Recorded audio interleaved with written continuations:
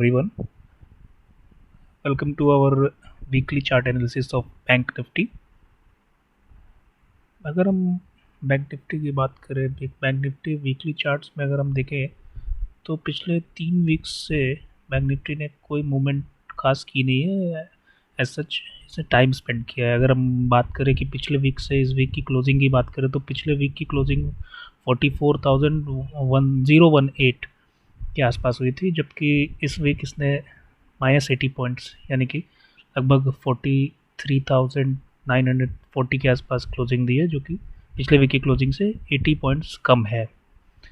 हम देखेंगे कि पिछले 3 वीक से मार्केट ने अपने ब्रेकआउट लेवल्स जो उसने लगभग 43,400 का ब्रेकआउट दिया था, उसी लेवल्स के आसपास आगे वो सपोर्ट ले रहा है, बार बार सपोर्ट ले रहा है। पिछले लोज को ब्रेक नहीं कर रहा है, ब्रेक तो क्या उसके आसपास भी नहीं आ रहा है। पिछले वीक के जो लोज हैं कहीं भी आप देखेंगे तो उसके आसपास भी नहीं आ रहा है मार्केट, और इसकी वजह से यहाँ पे कोई वीकनेस भी एज सच शो नहीं हो रही है मार्केट में, जैसा कि लोग इंतज़ार कर रहे हैं। जनरली ऐसा होता है, प्रेडिक्शन लोग करते हैं। ट्रेडर्स जो नए होते हैं वो हमेशा यही सोचते हैं कि मार्केट जब ऑल टाइम हाई के आसपास है, यहाँ से रेजिस्टेंस लेगा, नीचे आएगा, करेक्शन करेगा, कितना भागेगा कितना भागेगा।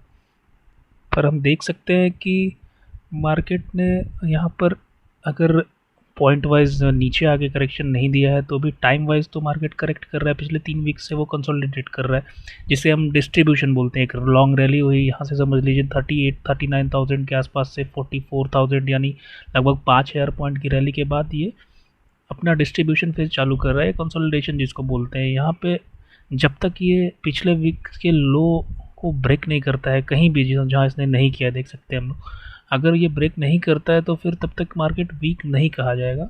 और यहाँ पे बाइंग ऑन डिप की ही बार बार कोशिश करनी चाहिए अगर किसी भी ट्रेडर को ट्रेड लेना है। और पोजिशनल बेसिस पे भी हमें ध्यान देना चाहिए कि जिसने भी पोजिशनल पोजीशन बनाई होगी वो यहाँ पे पिछले वीक के लो को अपना स्टॉप लॉस बना के चले कि अब जो भी लो है वो अगर ब्रेक होगा, उसके नीचे अगर क्लोजिंग होने लगी तो आपको अपना एसएल काट लेना है, क्योंकि मार्केट वहाँ से ही वीक होगा। उससे पहले मार्केट वीक नहीं होगा। जब तक कि वो अपने लोज को सर्वाइव कर रहा है तब तक वीक नहीं है मार्केट। और उसके अलावा हम देख सकते हैं कि मार्केट ने एक पिछले, अगर आप बात करें पिछले दिसंबर से ही मार्केट को अगर ध्यान से देखेंगे तो मार्केट एक राउंडिंग बॉटम तैयार कर रहा है, एक राउंडिंग बॉटम पैटर्न तैयार कर रहा है। और ये राउंडिंग पैटर्न अगर सच में ब्रेकआउट देने को जाता है तो फिर इसके टारगेट्स बहुत बड़े, लगभग यहाँ से भी समझ लीजिए 4-5 हज़ार पॉइंट ऊपर, जितना ये रैली हुई है उतनी ही रैली ऊपर हम एक्सपेक्ट कर सकते हैं, जो कि इसे 48,000 प्लस के टारगेट्स तक लेके जा सकते हैं।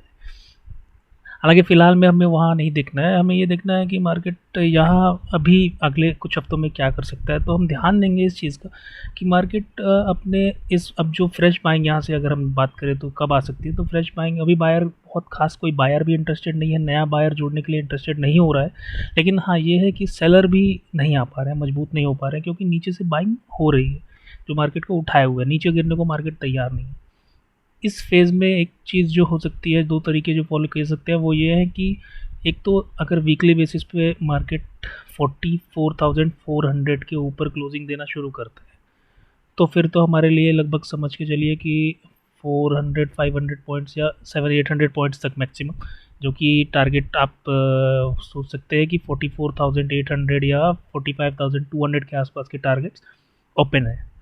अगर तो ये रैली होती है तो फिर ये यहाँ तक तो पॉसिबिलिटी आराम से है कि मार्केट जी कम से कम जो भी 700-800 पॉइंट अभी बचे हुए हैं वो कर ले जाए।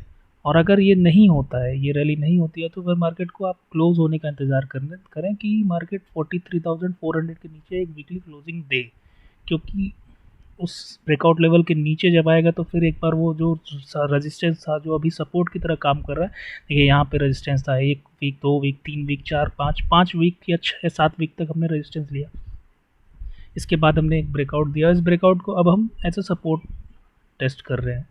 अगर तो ये सपोर्ट कमज़ोर होता है और मार्केट नीचे क्लोज करता है तो ही हमें यहाँ पर शॉर्ट साइड की पोजीशन सोचनी होगी, वरना फिर बाइंग ऑन डिप्स करके ही चलेंगे जब तक कि ये क्लोजिंग 43,400 के नीचे नहीं होती है वीकली बेसिस में। इसका तो फिर ठीक है दोस्तों, इतने ही एनालिसिस आज के लिए काफ़ी थी। हम ट्राई करेंगे कि हर हफ्ते एक कम से कम हफ्ते हफ्ते की एनालिसिस वीडियो पोस्ट करने की। अभी मैं भी नया हूँ मार्केट में, तो फिर आप लोग के सपोर्ट के बिना ये हो भी नहीं पाएगा। आपसे रिक्वेस्ट है कि आप मुझे सपोर्ट करें, ज़्यादा से ज़्यादा शेयर, लाइक, सब्सक्राइब करें। और आपको अगर वीडियो अच्छी लगी तभी करें, अच्छी ना लगे तो फिर कमेंट करके कम से कम ये बताएं कि मैं क्या क्या और सुधार सकता हूँ, क्योंकि मैं भी सीख रहा हूँ, हर कोई यहाँ पे सीख ही रहा है। तो देखते हैं क्या होता है। Thank you everyone.